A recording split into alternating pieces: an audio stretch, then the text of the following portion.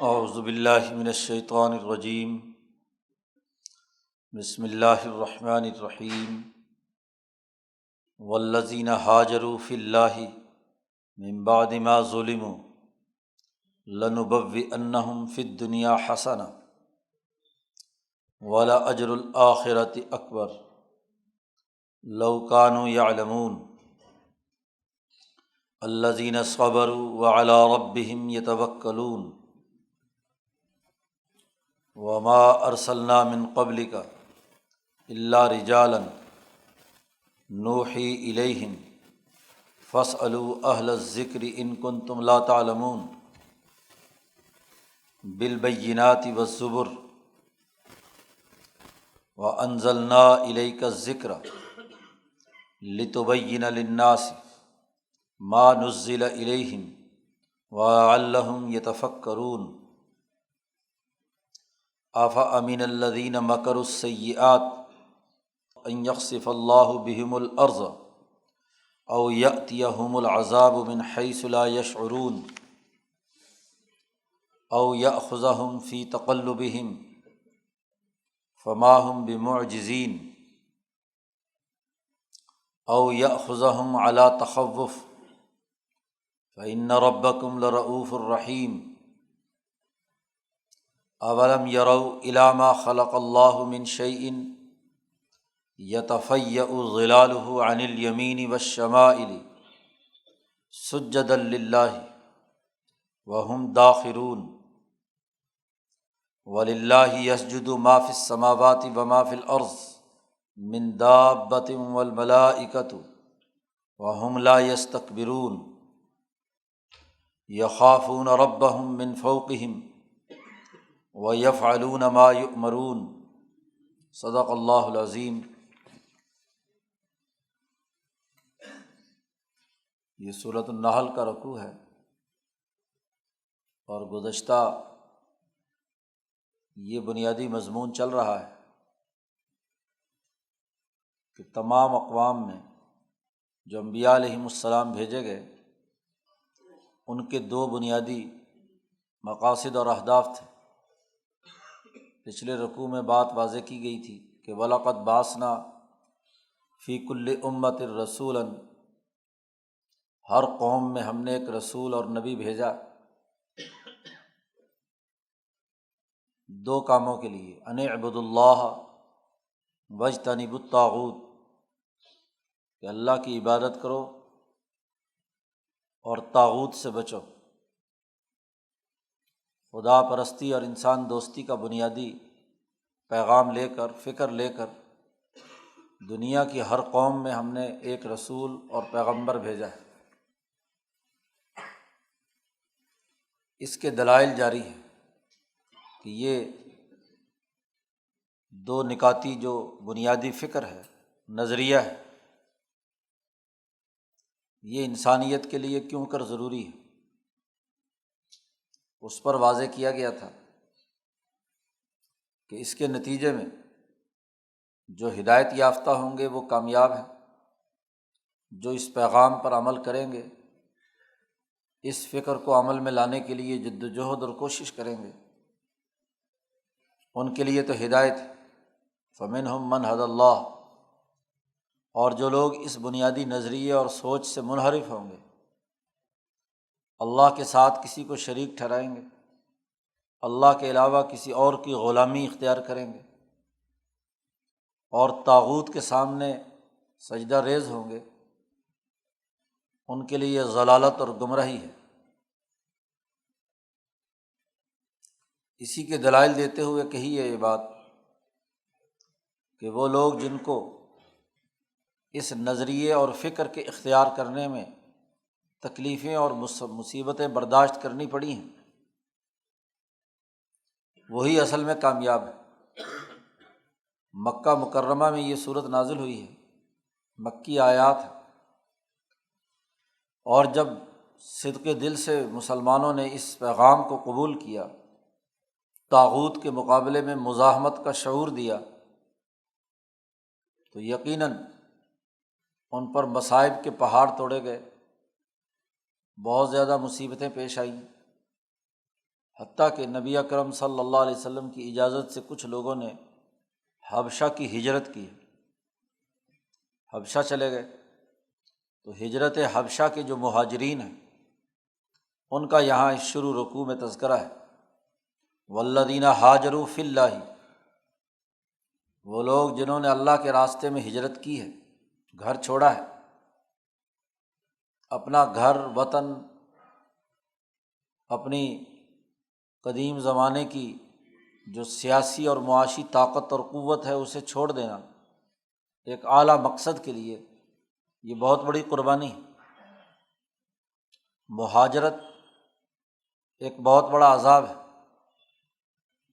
دنیا میں اس سے بڑھ کر کوئی اور عذاب نہیں، اس سے بڑھ کر ایک ہی عذاب ہے اور وہ ہے قتل۔ انسانی معاشرے انسانوں پر استوار ہوتے ہیں، اگر انسان ہی قتل ہونے لگے، ان کا خون بہنے لگے تو معاشرہ نہیں بن سکتا۔ لیکن اگر انسان زندہ ہو اور اسے اپنے وطن سے بے وطن کر دیا جائے،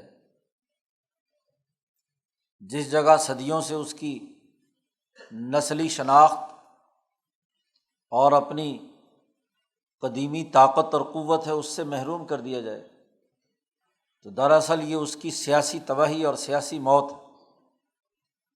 اور جن معاشروں کی سیاسی موت واقع ہو جائے وہ اپنی طاقت اور قوت سے محروم ہو جاتے ہیں۔ اب یہ لوگ جو قدیم زمانے سے مکہ میں رہ رہے ہیں، یہاں ان کی ایک شناخت اور طاقت اور قوت ہے، ان کو مجبور کر دیا گیا کہ وہ اپنے اس وطن کو چھوڑیں۔ اتنی مصیبتیں اور مشقتیں ان پر ڈالی گئیں کہ وہ اپنا وطن چھوڑ کر دور دراز حبشہ کے ملک میں جا کر بستے ہیں۔ تو قرآن حکیم نے یہ بات واضح کر دی کہ جن لوگوں نے اللہ کے راستے میں یہ ہجرت کی ہے، من بعد ما ظلموا، اس کے بعد کہ ان پر ظلم کیے گئے، ظلم کے سبب اپنے علاقے سے نکل کر دوسری جگہ گئے، تو لنبوئنہم فی الدنیا حسنہ، ہم ان کو اس دنیا کی زندگی میں اچھے مقام پر آباد کریں گے، ان کو ٹھکانہ دیں گے ایسا جو ان کی دوبارہ سیاسی طاقت کو بحال کر دے۔ مظلوم جب اپنے اعلیٰ مقصد کے لیے طاغوت سے اجتناب اور اللہ کی عبادت کے نقطہ نظر سے دنیا کی اپنی خواہشات کو قربان کرتا ہے، مال و دولت کو خرچ کرتا ہے، حتیٰ کہ وطن بھی قربان کر دیتا ہے اعلیٰ مقصد اور نظریے اور فکر کے لیے، تو ہم دنیا میں اس کو طاقت اور قوت عطا کرتے ہیں۔ جو غلامی کے ٹکڑوں پر پلتا رہے اور ظلم برداشت کرتا رہے، اس کے لیے دنیا میں بھی ذلت ہوتی ہے، اور جو غلامی سے انکار کر دے، اپنی آزادی اور حریت کی حفاظت کرے، اگر اس علاقے میں اسے آزادی سے گفتگو کرنے کی اجازت نہیں ہے، اپنے نظریے اور فکر پر وہ عمل درآمد نہیں کر سکتا، تو اپنی آزادی کی حفاظت کے لیے وطن بھی قربان کرنا پڑے تو چھوڑ دے۔ تو یہ جو ظاہری طور پر سیاسی قتل ہے، اس کو اعلیٰ مقاصد کے لیے قبول کرنا، جیسے اپنی جان جہاد اور قتال کے اندر دشمن کے مقابلے پر موت قبول کرنے کے لیے تیار رہتا ہے، ایسے ہی اگر وطن قربان کر دیا اعلیٰ مقصد کے لیے تو اس کے لیے لنبوئنہم فی الدنیا حسنہ۔ پیچھے ایک قانون واضح کیا تھا کہ للذین احسنوا الحسنى وزیادہ، کہ جو لوگ اچھے کام کریں گے ان کے لیے کہا تھا فی ہذہ الدنیا حسنہ، ایک دوسری جگہ پر، تو دنیا میں بھی انہوں نے حسنہ دیتے ہیں، جو اعلیٰ مقاصد کے لیے انسانیت کو ظلم سے نجات دلانے کے لیے کردار ادا کرتے ہیں، ان کو ہم اس دنیا میں بھی انعام دیتے ہیں، ترقی دیتے ہیں۔ مولانا سندھی فرماتے ہیں کہ جو قوم موت قبول کرنے پر تیار ہو جائے اور اپنے اعلیٰ نظریے کے لیے وطن چھوڑنے پر تیار ہو جائے تو ضرور دنیا میں اسے کامیابی ملتی ہے۔ وہ اس کے لیے جد وجہد اور کوشش کرتا ہے تو نتیجہ نکلتا ہے، لیکن جو بزدل بن کر، مایوس ہو کر مزاحمت کا راستہ چھوڑ دیتا ہے اور ظالموں کا اعلی کار بن جاتا ہے تو اس کے لیے دنیا میں بھی وہ غلامی کی ذلت برقرار رہتی ہے اور آخرت کا عذاب تو سب سے بڑھ کر ہے۔ تو قرآن حکیم کہتا ہے والذین ہاجروا فی اللہ من بعد ما ظلموا، جن پر ظلم کیا گیا ہے تو ایسے مظلوم لوگ جب اللہ کے راستے میں اپنے وطن کو قربان کر کے ہجرت کی، جن لوگوں نے حبشہ گئے، قرآن نے انہیں خوشخبری سنائی کہ لنبوئنہم فی الدنیا حسنہ، ہم ان کو اس سے بڑا بہترین مقام عطا کریں گے۔ چنانچہ مدینہ منورہ کی ریاست قائم ہوتی ہے اور جتنے ہجرت حبشہ کرنے والے مہاجرین ہیں ان کو وہاں ایک بہت اعلیٰ مقام عطا ہوا ہے، ڈبل اجر، انہوں نے 2 دفعہ ہجرت کی، ڈبل انعام بھی دیا گیا، اور وہ ظلم کی سیاسی طاقت جو مکہ میں تھی اس کو شکست ہوتی ہے، اور مدینے کی نئی ابھرتی ہوئی ریاست اور اس کا غلبے کا سیاسی اور معاشی نظام جس نے ان تمام مہاجرین کو بہت عمدہ ٹھکانہ دیا، ان کو حکومت عطا کی ہے۔ یہ تو دنیا میں ان کا انعام ہے۔ جو اس فکر اور نظریے کو اپنائیں گے کہ ان اعبدوا اللہ واجتنبوا الطاغوت ولاجر الآخرۃ اکبر، آخرت کا اجر تو اس سے بھی بہت بڑا ہے۔ لو کانوا یعلمون، اگر انہیں معلوم ہوتا، ظاہر ہے مکے کے لوگوں کو دعوت دینا مقصود ہے، اگر یہ مکے کے لوگ جانتے ہوتے کہ یہ نظریہ اپنانے سے، طاغوت کی مزاحمت کرنے سے، اللہ کی غلامی اختیار کرنے سے، اس کی عبادت کرنے سے دنیا میں بھی اعلیٰ مقام ملنا ہے اور آخرت میں بھی اعلیٰ مقام ملنا ہے، اگر یہ اس کا علم حاصل کر لیں تو ضرور اس دین کو قبول کریں گے۔ آدمی جب تک اپنے نظریے کو علمی طور پر نہ سمجھ لے تو نتیجہ خیز نہیں ہوتا۔ ایک ہے رسم، ایک نے کہا کہ جی اچھا نظام قائم ہونا چاہیے، انقلاب آنا چاہیے، ظلم ختم ہونا چاہیے، دوسرے نے اس کی لے میں لے ملا کر کہا کہ ہاں ضرور ہونا چاہیے، زندہ باد۔ اس سے دنیا میں انقلابات نہیں آتے۔ انقلابات کے لیے ضروری ہے کہ جو آدمی یہ مزاحمتی نظریہ اپنائے اس کا پورا علمی اور عملی منہج اس کے سامنے آنا چاہیے، جس کو مولانا سندھی نے کہا ہے سورۃ علم نشرح کے تناظر میں کہ جس سے شرح صدر ہو جائے، اس کی پلاننگ مکمل ہو جائے کہ یہ کام کرنے ہیں اور یہ نتیجہ نکلنا ہے۔ تو علمی طور پر آدمی اچھی طرح سمجھ جائے، اور جب کوئی چیز علم و یقین کی حد تک پہنچ جاتی ہے، یقین کامل کی صورت میں، تو پھر انسان اس کے لیے ہر قربانی دینے کے لیے تیار ہوتا ہے۔ لیکن اگر حلق سے اوپر اوپر محض زبانی طور پر بات ہو تو اس سے اس کے اندر کوئی بڑی تبدیلی واقع نہیں ہوتی۔ الذین صبروا، وہ لوگ جو ثابت قدم رہنے والے ہیں، صبر کیا انہوں نے۔ جب کوئی چیز علمی طور پر انسان میں یقین کے درجے میں حاصل ہو جاتی ہے تو پھر اس پر وہ صبر و استقامت سے کام لیتا ہے، ڈٹتا ہے۔ یہ اعلیٰ ٹارگٹ ہے، اعلیٰ مشن ہے، اس کے لیے جو چیز بھی قربان کرنی پڑی، جس طرح کی بھی مصیبت برداشت کرنی پڑی، صبر و استقامت کے ساتھ اس پر ڈٹ گیا۔ عربی میں صبر کا لفظی معنی ہے رک جانا۔ اگر اس کو اس مشن اور نظریے سے دنیا کو کوئی مال و دولت کھینچ رہا ہو تو اس سے روکا رہے، اس پر اس مال و دولت کی طرف متوجہ نہ ہو، اگر اس کے مشن اور فکر اور نظریے کے خلاف کوئی مصیبت آ رہی ہے اس کے بارے میں اس حوالے سے، تو اس صبر علی المصائب، ان مصائب پر صبر کرے، اور جو بنیادی حکم اور پیغام دے دیا گیا ہے تیسری شکل، اس پر استقامت کے ساتھ ڈٹ جائے، کوئی دنیا کی طاقت اس کو وہاں سے منحرف نہ کر سکے، نہ مصیبت اور نہ لالچ۔ تو جو لوگ یہ صبر اختیار کرتے ہیں، وَعَلَىٰ رَبِّهِمْ يَتَوَكَّلُونَ، اور اپنے رب پر مکمل بھروسہ رکھتے ہیں۔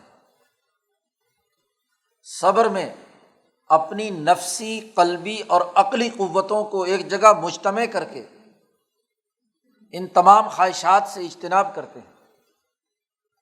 مال و دولت کی نفسانی خواہشات نفس کو گمراہ کرنے کا کام کرتی ہیں، باقی چیزیں کہیں قلب کے ارادوں کو ڈگمگاتی ہیں، کہیں عقل کو مکر و فریب کے ساتھ دھوکہ دیتی ہیں۔ تو صبر ان تینوں چیزوں سے ہونے کے بعد جب انسان اپنے تئیں اپنی تمام قوتوں کو اس مزاحمتی نظریے پر مجتمع کر لیتا ہے، جتنا اپنے حصے کا کام تھا خود کرتا ہے، اور جہاں اس کی طاقت سے باہر چلا جائے تو وہاں وہ اللہ پر اعتماد کرتا ہے، وَعَلَىٰ رَبِّهِمْ يَتَوَكَّلُونَ، توکل اختیار کرتے ہیں۔ توکل کا قطعی یہ مطلب نہیں ہے کہ انسان کوئی کام کرنا چھوڑ دے، اپنے آپ کو اپاہج بنا کر اللہ کے سپرد کر دے۔ نبی اکرم صلی اللہ علیہ وسلم مسجد نبوی میں تشریف فرما ہے، ایک آدمی آ گیا، دور سے آیا ہے، حضور نے پوچھا تمہارا اونٹ کہاں ہے؟ اس نے کہا میں نے اللہ کے توکل پہ باہر چھوڑ دیا۔ حضور نے فرمایا کہ تیرے اونٹ کی نکیل پکڑ کر اللہ میاں بیٹھا رہے گا دروازے پہ، پہلے اس کو کسی کھونٹے سے باندھ، یا اس کا پاؤں بٹھا کر اس کا پاؤں باندھ دے تاکہ اٹھ کر بھاگ نہ سکے، پھر اللہ پر توکل کر۔ اپنے حصے کا کام نہیں کیا اور وہ اللہ کے سپرد کر کے آ گیا، تو اللہ چوکیدار ہے، تیرا اونٹ جو ہے نا وہ نکیل پکڑ کر بیٹھا رہے باہر۔ توکل وہ ہوتا ہے جس میں اپنی تمام قوتیں، نفسی، قلبی اور عقلی قوتیں، آدمی اس کام کے اوپر خرچ کرے اور اس کے بعد اللہ پر توکل اور اعتماد کرے۔ یہ بنیادی حقیقت واضح کرنے کے بعد اس حقیقت کو بھی واضح کیا کہ جب ہم نے اقوام عالم میں ہر قوم میں نبی بھیجا ہے تو بتلایا جا رہا ہے کہ وما ارسلنا من قبلک الا رجالا، آپ سے پہلے بھی ہم نے جو انسانیت کی طرف رسول بنا کر بھیجے ہیں وہ مرد تھے، رجال، چونکہ صبر اور توکل مردوں کا کام ہے۔ جو عورتیں ہوں یا عورتوں کی طرح کے مرد ہوں وہ صبر کیا کریں گے؟ وہ تو ڈگمگا جائیں گے۔ نظریے کی جگالی کر سکتے ہیں لیکن نظریے پر استقامت اختیار نہیں کر سکتے، یہ تو مردوں کا کام ہے۔ مرد وہ ہے جو صاحب ہمت ہو۔ صوفیہ کے ہاں مرد وہی شمار ہوتا ہے جس کی ہمت قوی ہو۔ اب ہمت کسے کہتے ہیں؟ مولانا سندھی رحمۃ اللہ علیہ ہمت کی تشریح کرتے ہیں۔ ہمت اس چیز کا نام ہے کہ انسان کی طبعی، عقلی، نفسی اور قلبی تمام قوتیں ایک نقطے پر مرتکز ہو جائیں، جسم اس کام کے کرنے کے لیے مکمل آمادہ ہو، عقل مکمل اس کے لیے دلائل اور شعور رکھتی ہو، نفس مکمل پختہ ارادے کے ساتھ کام کرنے کے لیے تیار ہو، تمام قوتیں ایک پیج پر آ جائیں، کوئی ایک دوسرے سے مزاحمت نہ کرے۔ عورت یا عورت سے ملتا جلتا مرد، ظاہری شکل مرد کی ہے، اس کی اگر عقل کہتی ہے کہ اچھی بات ہے تو اس کا نفس کہتا ہے کہ اوہو اس میں تو فلانی خرابی بھی ہے، وطن چھوڑنا پڑے گا، جی مال و دولت چھوڑنا پڑے گا۔ دل ارادہ کرتا ہے تو عقل طرح طرح کے وسوسے ڈالتی ہے کہ یوں نہ ہو جائے، یوں نہ ہو جائے، وہ نہ ہو جائے۔ ان قوتوں میں جب تزاحم اور تضاد ہو تو یہ مرد نہیں ہے، اس کے اندر کیا ہے، ہمت نہیں ہے۔ تو کہا کہ آپ سے پہلے بھی جو انسانیت کی طرف لوگ ہم نے بھیجے ہیں رسول بنا کر، وہ مرد تھے، رجال تھے۔ اس لیے نبی جو کسی قوم کی طرف آتا ہے وہ اس کا بہادر ترین، دلیر ترین عزم و ہمت کا پیکر ہوتا ہے، کیونکہ اس نے انقلاب برپا کرنا ہے، معاشرہ بدلنا ہے، سوسائٹی میں تبدیلی لانی ہے۔ موت قبول کرتا ہے، وہ نڈر ہوتا ہے، بہادر ہوتا ہے، ساری قوتیں ایک جگہ اس کے مرتکز ہوتی ہیں، تبھی وہ وحی الہی کو قبول کرنے اور اس کو آگے منتقل کرنے میں پرعزم اور پر ہمت ہوتا ہے۔ اور انبیاء کے بھی جو متبعین، خاص طور پر السابقون الاولون، وہ بھی اسی عزم و ہمت کے ہوتے ہیں، تو نتیجہ پیدا ہوتا ہے۔ پھسپھسے اور کمزور لوگ آج انقلاب کا نعرہ لگاتے ہیں، کل کو کوئی اور ان کو مفاد ملے دوسری طرف چلے جائیں۔ آج تبدیلی کا نعرہ لگاتے ہیں، کل کو کسی اور طرف ہو گئے۔ یہ روز رائے بدلنے والے بزدل اور کمزور لوگ، جن کی قوتوں کے درمیان تضاد اور تزاحم ہے، وہ یہ انقلابی کام نہیں کر سکتے۔ ہم نے رجال بھیجے، نوحی الیہم، ان کی طرف ہم نے وحی کی ہے، انہوں نے دنیا میں اسی طرح صبر و استقامت کا راستہ اختیار کیا ہے۔ ہجرت کی ضرورت پیش آئی تو ہجرت کی ہے، لیکن اس دو نکاتی ایجنڈے کو نہیں چھوڑا کہ ان اعبدوا اللہ واجتنبوا الطاغوت۔ یہی بات ہم نے ان کی طرف بھی وحی کی ہے، پیچھے بھی بیان کر دی، یہاں بھی دوبارہ نوحی الیہم، ہم نے ان کی طرف وحی کی ہے۔ اب مکے والوں کو کہتے ہیں فاسألوا اہل الذکر ان کنتم لا تعلمون بالبینات والزبر،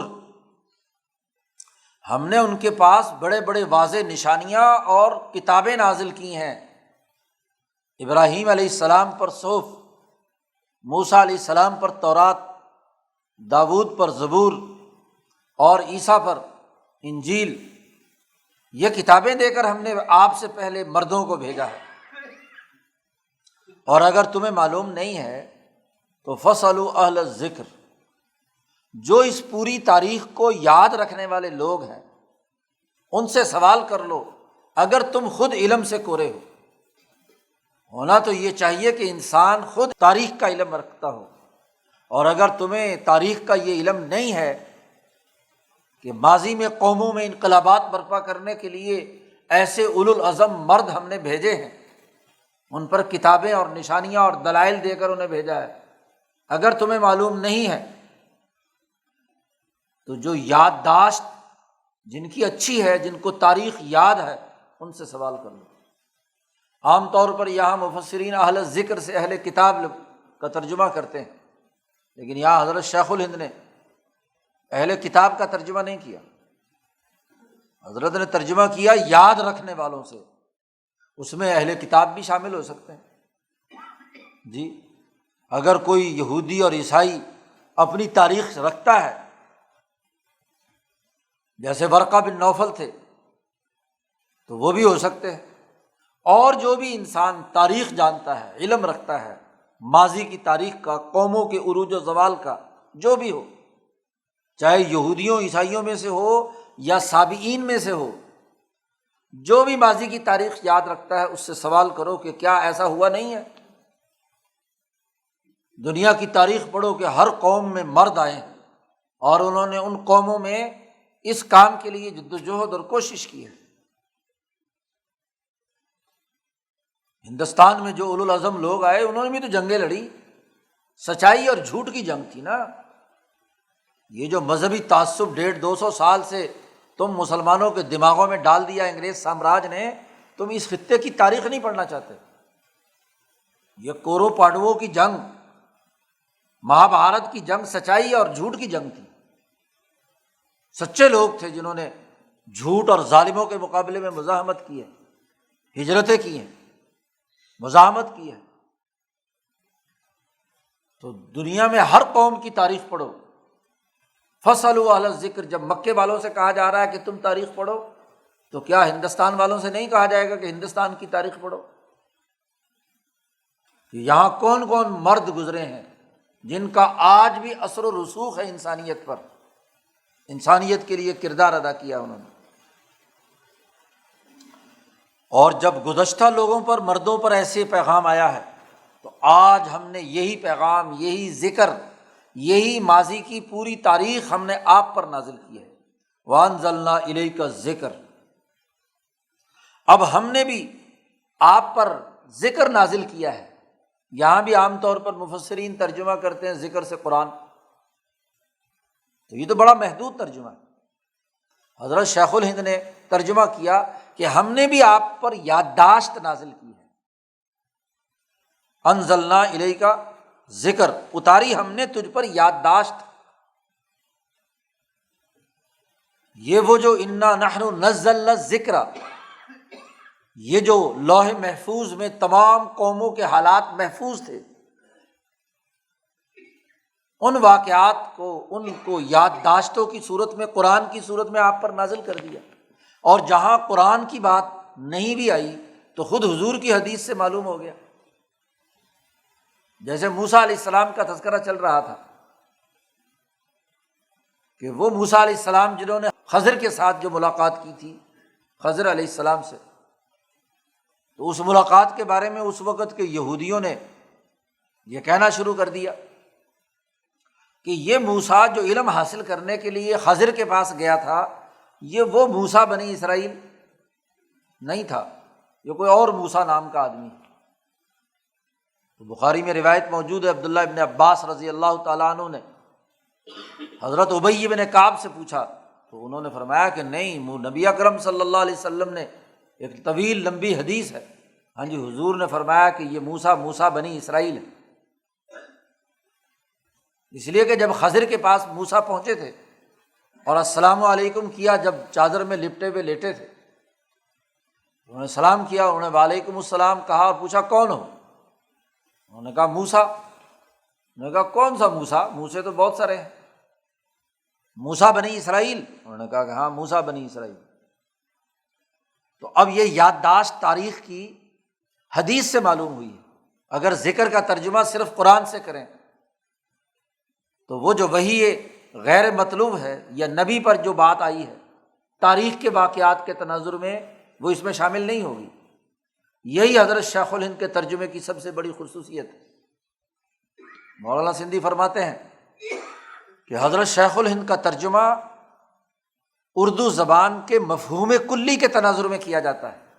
کسی آیت کا جو مفہوم کلی، جو بہت سارے افراد پر صادق ہوتا ہے، اس کے تناظر میں حضرت شیخ الہند ترجمہ کرتے ہیں، محدود ترجمے نہیں کرتے، ارتفاق رابع کے درجے کا۔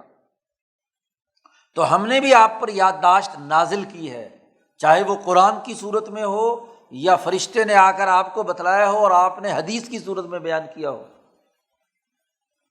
تو اگر اور تمہیں کوئی سوال ذکر تاریخ سے آگاہ کرنے والا نہیں ہے تو آج ہم نے یہ ذکر اور یہ یادداشت حضرت محمد مصطفیٰ صلی اللہ علیہ وسلم پر نازل کر لی، ان سے پوچھ لو۔ انزلنا الیک الذکر، ہم نے یہ ذکر آپ پر اس لیے نازل کیا ہے کہ لتبین للناس ما نزل الیہم، تاکہ آپ ان لوگوں کے سامنے کھول کر بیان کریں جو چیز بھی ان کے لیے اتری ہے، ما نزل الیہم۔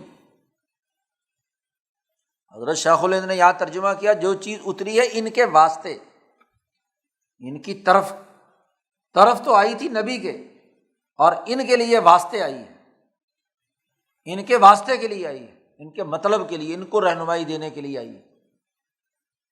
تو نبی کا ایک بنیادی کام کہ جو ذکر قرآن کی صورت میں ہے یا حدیث کی صورت میں، اس کو آپ کھل کر بیان کریں، اس کی وضاحت کریں، اس کی تشریح کریں۔ تو تمام ذخیرہ حدیث وہ دراصل اسی یادداشت اور ذکر کی تشریح ہے۔ جو لوح محفوظ میں ذکر محفوظ ہے، اس محفوظ ذکر کی تشریح ہے خواہ وہ نصوص قطعیہ قرآن کی شکل میں ہو اور خواہ وہ احادیث کی صورت میں ہو، آپ بیان کریں۔ ایک تو اس لیے ہم نے یہ ذکر آپ پر نازل کیا، اور دوسرا اس لیے بھی وَلَعَلَّهُمْ يَتَفَكَّرُونَ، تاکہ لوگ غور و فکر کریں ماضی کی اس تاریخ پر، اس یادداشت پر، ان قوانین اور ضابطوں پر۔ یہ جو پیغام دیا گیا ہے ان اعبدوا اللہ واجتنبوا الطاغوت، اس بنیادی پیغام پر غور و فکر کریں کہ اللہ کی عبادت اور طاغوت سے اجتناب کیوں ضروری ہے، اور جب غور و فکر کریں گے تو ان کی اپنی رائے قائم ہوگی۔ یہ بھی ایک رائے قائم کریں گے۔ رائے وہی ہوتی ہے جو اپنے فکر سے سوچ کر غور و فکر کے ساتھ اختیار کرتا ہے۔ سنی سنائی بات تو محض نقل اور تقلید ہوتی ہے، اس لیے تقلیدی ایمان کی بات نہیں ہو رہی، تقلیدی نظریے کی بھی بات نہیں ہو رہی۔ آپ نے کہا نظام خراب ہے، دوسرے نے کہا نظام خراب ہے، آپ نے کہا انقلاب آنا چاہیے، اس نے کہا آنا چاہیے، تو وہ تو رٹا ہوا طوطا ہے، جو کچھ آپ پڑھا رہے ہیں وہ اس نے پڑھ لیا۔ جب تک وہ اس پر خود غور و فکر اور تدبر کر کے اپنی رائے سے اسے اون نہیں کرتا، علم حاصل نہیں کرتا، شعور نہیں پیدا ہوتا، اس وقت تک دراصل نظریہ جاگزی نہیں ہوا، اس نے اس نظریے کو اپنایا نہیں، وہ اس کا نہیں ہوا، ابھی تو وہ جس کا تھا اس کی نقل اتار رہا ہے۔ وہ تو نقل اتارنے کی بات نہیں ہے، علم کی بات ہے، اور وہ غور و فکر اور تدبر سے ہوتا ہے، فکری بننے سے ہوتا ہے۔ پہلی بات، قرآن نے کہا کہ یہ جو لوگ غور و فکر کر کے اس نظریے پر توجہ دیتے ہیں، صبر و استقامت کا اظہار کرتے ہیں، لَنُبَوِّئَنَّهُمْ فِي الدُّنْيَا حَسَنَةً، ہم انہیں دنیا کے اندر اچھا ٹھکانہ دیتے ہیں، اور آخرت کا اجر اس سے بڑھ کر ہے۔ اب قرآن نے دوسرے لوگوں کا رخ کیا ہے، أَفَأَمِنَ الَّذِينَ مَكَرُوا السَّيِّئَاتِ، جو لوگ بری تدبیریں کرتے ہیں، مکر و فریب سے کام لیتے ہیں، اس بنیادی فکر اور نظریے سے متصادم غلط سوچ اور فکر رکھتے ہیں، اور اس کی تدبیر دھوکہ دہی کے کام اس کے لیے ہر وقت ادھیڑ بن میں لگے رہتے ہیں، کیا یہ لوگ بے خوف ہو گئے ہیں؟ دنیا کے عذاب کی 3 شکلیں آگے بیان کی ہیں جو گزشتہ تاریخ میں تھے۔ تو کہا تھا کہ پچھلی تاریخ میں فَاسْأَلُوا أَهْلَ الذِّكْرِ، اہل ذکر سے پوچھ لو، یاد رکھنے والوں سے، گزشتہ تاریخ میں جن لوگوں نے بھی برے کام کیے، غلط مکر و فریب، غلط پلاننگ کی، ان پر جو 3 طرح سے عذاب آئے ہیں، تو کیا آج یہ مکے والے ان 3 طرح کے عذابوں سے بے خوف ہو گئے ہیں؟ جو تاریخ پڑھتا ہے تو اس سے سبق سیکھتا ہے، اور جو سبق نہیں سیکھتا اور غلط راستے کو پھر بھی اختیار کرتا ہے، اور اتنا بے خوف اور نڈر ہو گیا کہ ماضی کی تاریخ کے تناظر میں اپنے اعمال کا جائزہ لینے کے لیے تیار نہیں ہے، تو اس کو غور و فکر کی دعوت دیتے ہوئے کہا کہ کیا یہ بے خوف ہو گئے ہیں، نڈر ہو گئے ہیں اس بات سے؟ نمبر 1، ان یخسف اللہ بہم الارض، کہ اللہ تعالیٰ ان کو زمین میں دھسا دے، جیسے ماضی کی تاریخ میں قارون کو دھسایا تمام تر سرمایہ پرستی اور ظلم کے نتیجے میں۔ کیا یہ اب نڈر ہو گئے ہیں کہ آج کا سرمایہ دار سرمایہ پرستی میں اتنا مگن ہو گیا، اتنا نڈر ہو گیا کہ وہ زمین میں دھسا دیے جائیں؟ او یأتیہم العذاب من حیث لا یشعرون، یا ان پر دوسری شکل، ماضی کی تاریخ میں ایسا بھی ہوا کہ عذاب آیا، ایسے طریقے سے آیا، اس طرف سے آیا کہ ان کو اس کا پتہ بھی نہیں چلا، لا شعور، لا یشعرون، شعور بھی نہیں رکھتے تھے، ان کے وہم و گمان میں بھی نہیں تھا کہ ان پر عذاب آئے گا، جیسا کہ خود بعد میں انہی مکے والوں پر عذاب آیا، ابو جہل، عتبہ، شیبہ پر۔ یہ سمجھتے تھے کہ مکہ اللہ کا گھر ہے، اصحاب الفیل کا واقعہ ان کے دماغ میں تھا کہ جو بھی مکے پر حملہ آور ہوتا ہے اسے شکست ہوتی ہے، اللہ کا گھر، اللہ حفاظت کرے گا۔ اب اللہ کے گھر میں بیٹھ کر اللہ کی مخالفت کر کے، طاغوت کی پرستش کر کے، بتوں کو پوج کر 360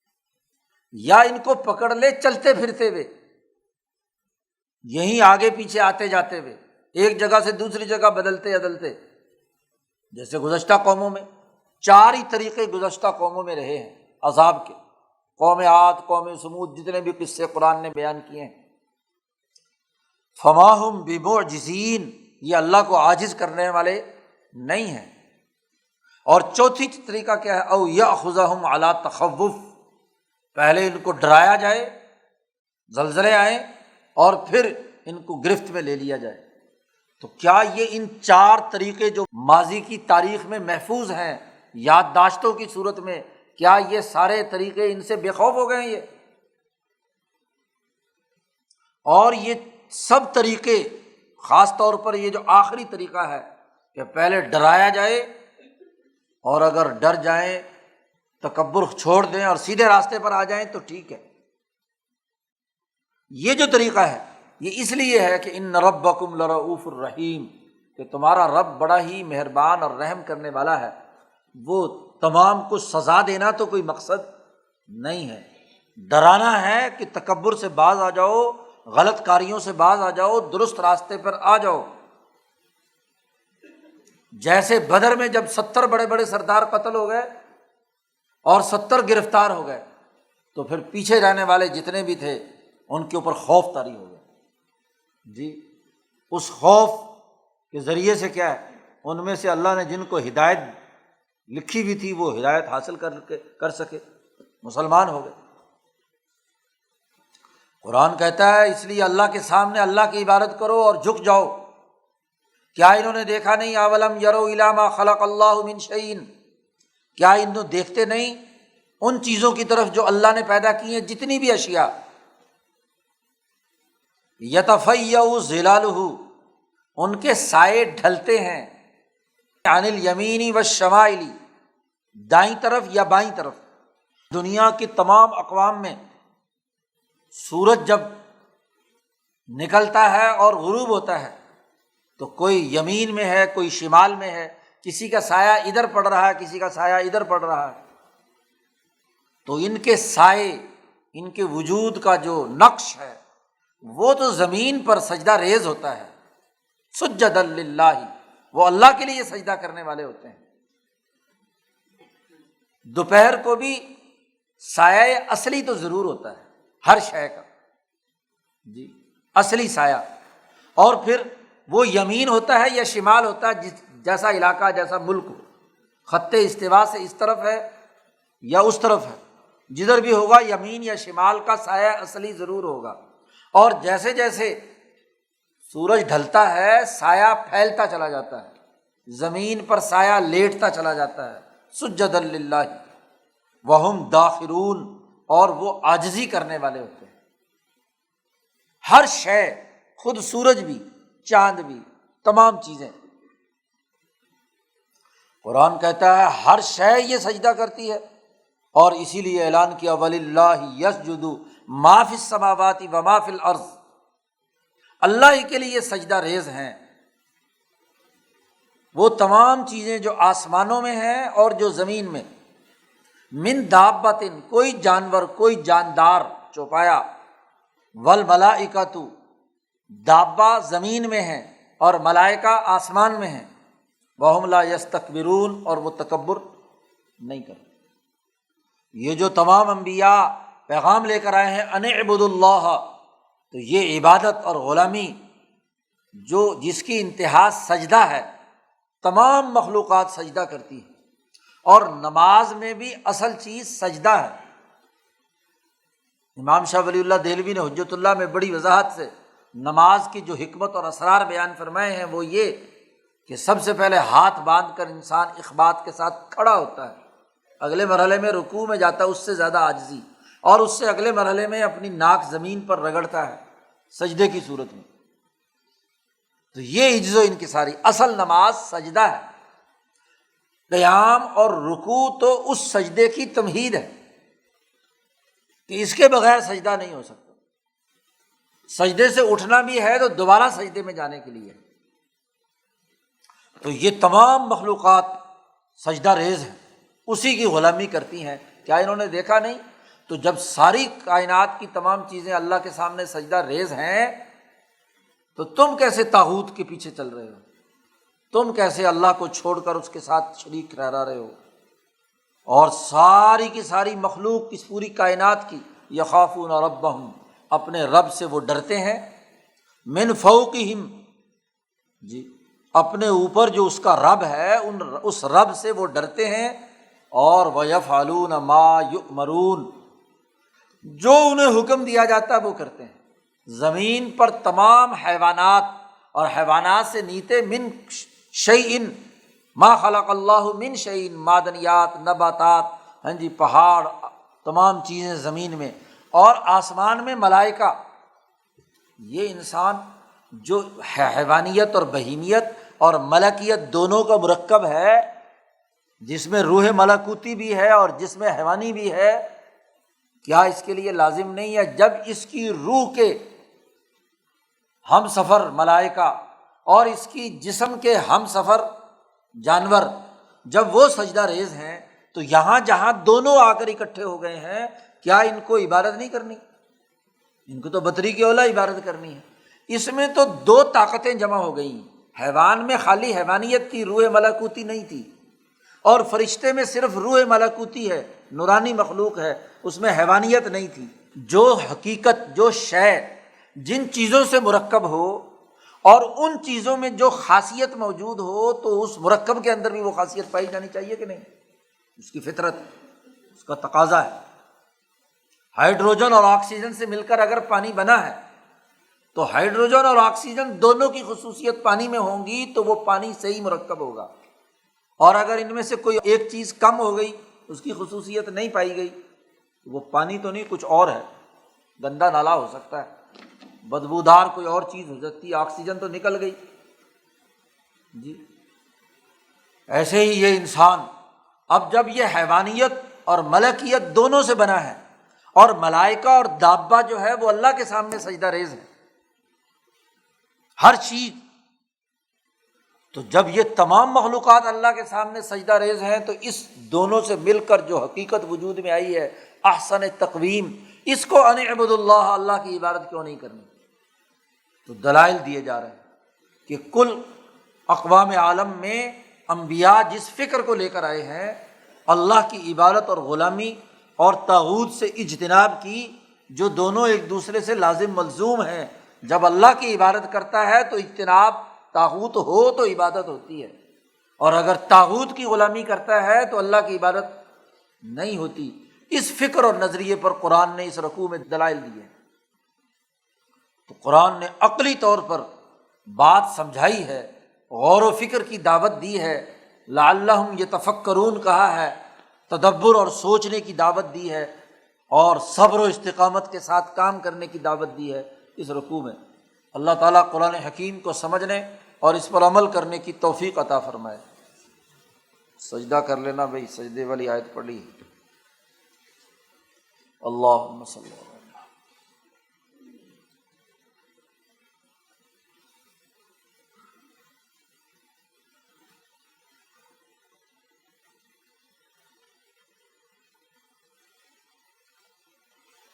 اجمعین۔